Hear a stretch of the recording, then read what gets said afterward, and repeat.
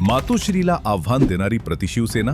आज आपण एकनाथ शिंदे, नारायण राणे किंवा छगन भुजबळ यांच्या बंडाची जोरदार चर्चा करतो.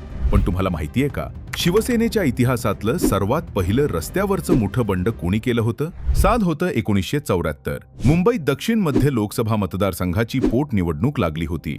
कम्युनिस्टांचा पराभव करण्यासाठी बाळासाहेब ठाकरेंनी काँग्रेसचे उमेदवार रामराव आदिग यांना अचानक पाठिंबा दिला. पण लालबाग परळमधले शिवसेनेचे आक्रमक आणि डॅशिंग नेते बंडू शिंगरे यांना हा निर्णय अजिबात मान्य नव्हता.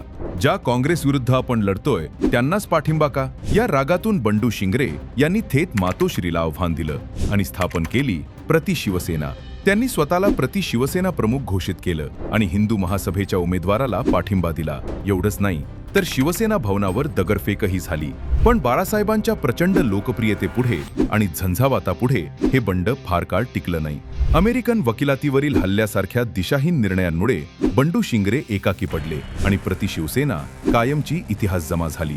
बंडू शिंगरे यांचं ते रस्त्यावरचं बंड अयशस्वी ठरलं, पण त्यानं शिवसेनेतील बंडखोरीचा जो पाया घातला तो आज आपण महाराष्ट्रात पाहतोय. तर मग आजच्या या बदललेल्या राजकीय परिस्थितीकडे पाहता तुम्हाला काय वाटतं? आजचा बंडू शिंगरे कोण? तुमचे उत्तर कमेंट्समध्ये नक्की सांगा आणि अशाच न ऐकलेल्या राजकीय इतिहासासाठी बाळासाहेब आर्मीला फॉलो करा.